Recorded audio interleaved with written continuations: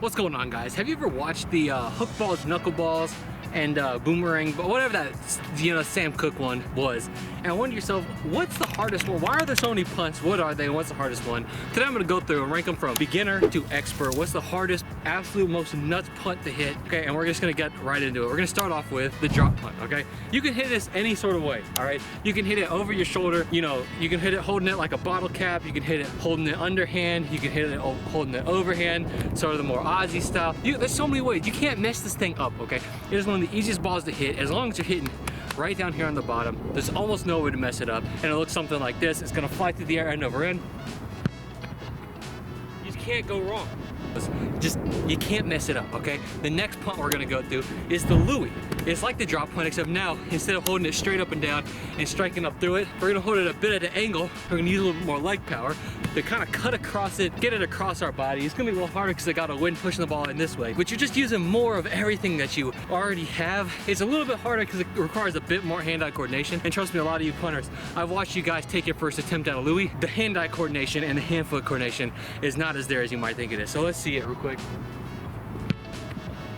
44 yards, absolutely smoked that one. Outside the numbers too, you just can't mess it up. Okay, from there, we're gonna get into a little bit of a dicier area. The next one that we're gonna take a look at, I'm actually surprised, I'm just gonna stroke all these the first attempt. Trust me, it's gonna happen. The next one that we're gonna talk about is we're gonna go to open field spiral, okay? Spiraling it just straight down the middle. This one's still a little bit harder, okay? It's gonna require a lot more coordination. Your drop is gonna have to be a lot more precise. You gotta make sure that you're holding this thing, nice and flat and getting to the belly of the ball, but with the whole field in front of you, just a nice open space, it's still harder to mess up. It should be the one that you feel the most comfortable with as we're getting into like our spiral situations, and it's gonna look like this.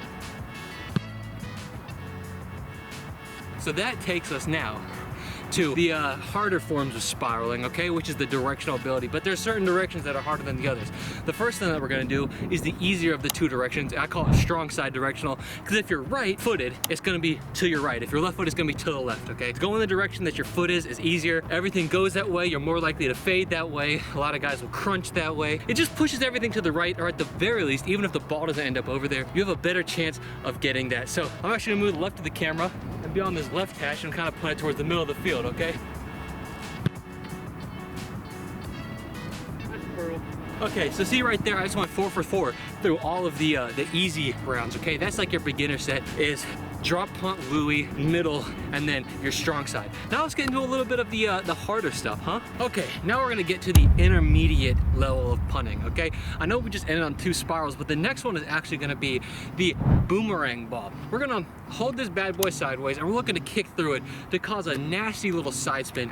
And you're gonna watch this thing just sort of tail off to the right and really just catch a bounce. You don't have to hit it clean, which is the good part. Finally, some sunlight, it was so cold. Make sure you sort of get that curve, get it ugly, get it on the ground, and get it bouncing. That bad boy just took off. Okay, the next one that we're gonna get into is gonna be the skyball, okay?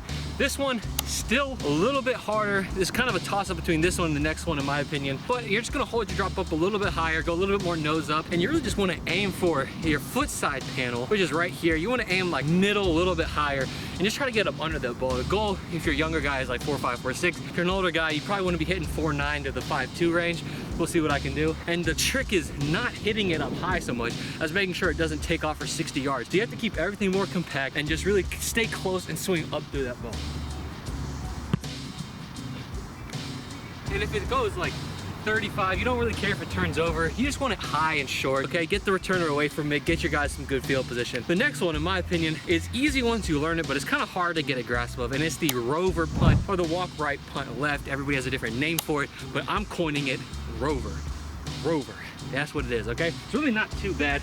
You're gonna hold your drop. If this is me going directional right, you're gonna hold your drop a little bit more inside, extend your arm a little bit, go nose down. Your thought process is you're just aiming for the seam right here. As you're coming around, boom. Try to kick through the seam, or here, sort of hooking into it, and try to put it outside the left numbers. There it is. I don't even know if you can see that on the camera, but that thing was mashed. Finally, one of the hardest ones. Nice simple little weak side punt, right? If your strong side is your kicking side, your weak side is gonna be your non-kicking side. So as a righty, my weak side is the left. Okay, if you think this is your strong side punt, AKA you're a righty and you're like, oh, I love kicking left, I almost can guarantee you you're rovering it and like you're walking straight, holding inside, swinging across your body and putting it out to the left. And it's not as controlled as you think it is. And you're probably struggling with the directional right. If it is just a strong punt for you, congrats. I mean, we love strong punts. It's just gonna really test your fundamentals and how much you trust your line.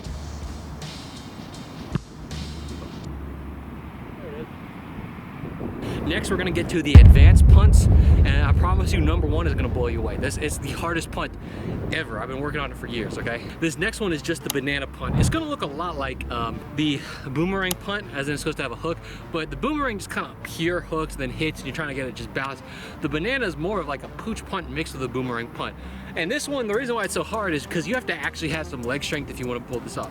Because you're gonna have to just torque, throw your hips into it. It's gonna use a little bit of everything up to this point to really get that. So if hit right, you're gonna see it go off my foot this way, hook up, and then kind of come back down.